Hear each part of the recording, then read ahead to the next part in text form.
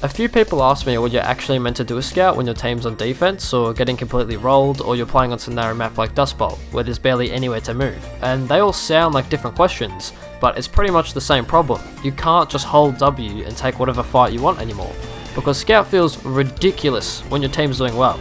Everyone's distracted, people are getting separated, you've got space to run around, and you're usually the first person there whenever a fight opens up. But the second your team loses all that pressure and every doorway starts getting watched, Scout can go from feeling like he has no limitations to feeling like one of the most useless classes in the game. So a lot of this video is going to be about slowing down a bit, using chip damage, sitting further back on high ground where you can actually see what's going on, and waiting for someone to overextend instead of launching yourself into 3 people every time you see their backs turned. Because even when an opening looks really good, you still have to think about whether your team is alive, whether anyone can actually help you, and whether dying for that play is even worth it, especially when you're defending on red in payload or attack defend, because you can't take your life for granted like blue team can, because those respawn times on certain maps get just ridiculous, and one bad death can take you out of the fight for what feels like forever. And Scout can create way more for his team than the scoreboard actually shows. You can make half the enemy team turn around, pull someone away from the objective, or force their medic backwards, but your team still has to notice and do something with it. So we're going to go through all of that with some pre-recorded clips that I'm going to lightly commentate, and how to stay useful when you can't hold W, how to know when to commit, and how to tell when you made a bad play versus when your team just didn't take advantage of what you created. In downtime situations like this on defense, chip damage is sometimes all you can really do, but it's more important than people think. It makes people look back, slows them down, and forces them to look for heals. And make sure not just when pestering people, but in general, make sure you're on an elevated platform when holding any position with Scout. It's crucial that if you get the chance to not let engineers get their sentry built in the first place. If it's level 3, you alert your team, and when your combo comes out to deal with it, help them if you can at that very moment, but otherwise pay attention to the flanks. The engineer was on the ball here, and he starts building again, so I call it out to my soldier friend, and he deals with it straight away. The engineer's probably thinking, oh my god, I'm so unlucky, they keep walking out as soon as I build my stuff. But it isn't luck, I'm scouting out these areas, I'm being an actual scout, and I'm communicating what I see to my team. At the same time, I'm not overextending, I'm treating these 2 flanks like they're my post. I'm contesting them, and I'm cleaning up anyone who tries to walk through. But I'm not running forward trying to take a 1v2. I'm just taking it slow, taking my time, and making sure these areas stay contested, because after all, we're playing defense. We're not the ones attacking. You don't need to hold W as much as you might think just because you're playing Scout. Nah.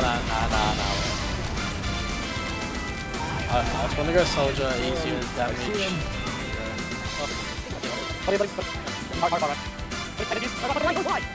Oh, fuck's sake. Right here, I'm backed into a corner by a pyro and a scout. It doesn't look like I have anywhere to go, but there's this tiny slope in the ground. I run up it, jump backwards, and it gives me just enough height to double jump forward over the pyro's head. That tiny bit of elevation saves me from getting flamed, and just happens to set me up to kill the scout as well. That's one of the best skills you can have as Scout, not just seamlessly using anything around you, but identifying what can be used as high ground in the first place. It's a bit like Emmett becoming a master builder at the end of the Lego movie, except you're looking at every box, railing, or tiny slope and thinking, can I use that as high ground? Basically, any type of elevated platform will let you get extra height and reposition with less risk. Like the last clip, this is a defensive situation that isn't as straightforward as holding a boxed in last with 2 obvious flanks. When you're forced to fight in more open areas without much pressure from your team, Scout needs to take some of that pressure off them by becoming the centre of attention without just throwing his life away. It's about occupying spaces the enemy can't ignore, forcing them to deal with you and drawing attention away from your team while still prioritising survivability.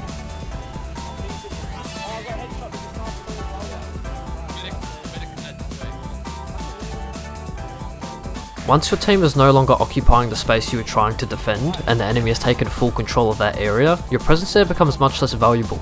If you still have space behind you to retreat into, use it. There's no reason to keep contesting an area your team no longer has any presence in, especially when you're on defense. Your job isn't to take the space back by yourself, it's to stay alive, continue slowing them down, and keep running time off the clock, but you need to be alive to do this. Where blue team is all about trying to get one big coordinated push to break through, red is more about survivability.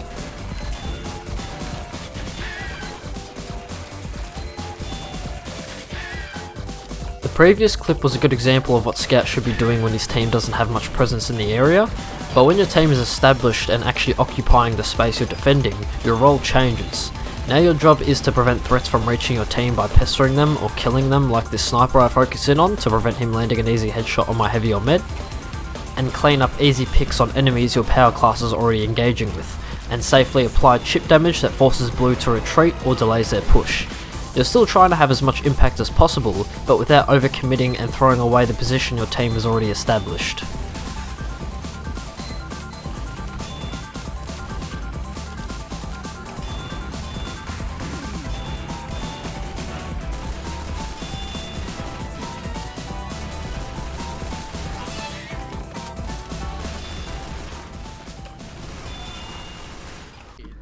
Another question I got was how you're meant to play Scout on narrow maps like Dust Bowl.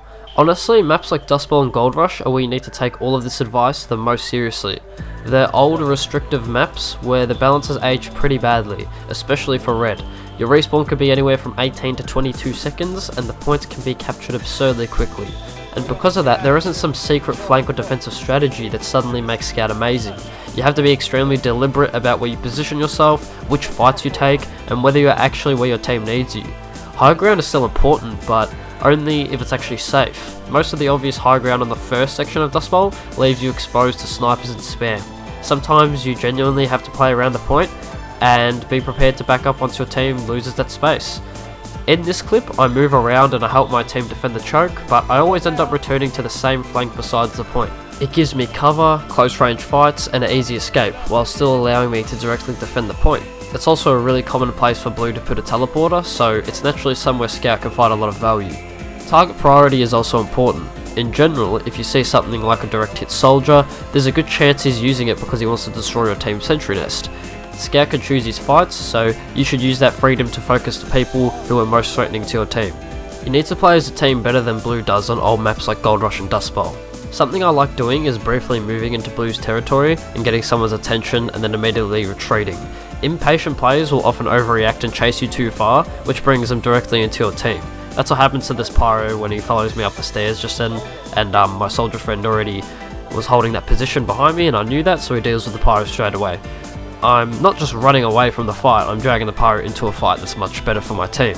And give callouts to Scout, because I've already mentioned this, but he's called Scout for a reason, and you're often the first person who can see what blue is doing, so make your team aware of anything they deserve to know about.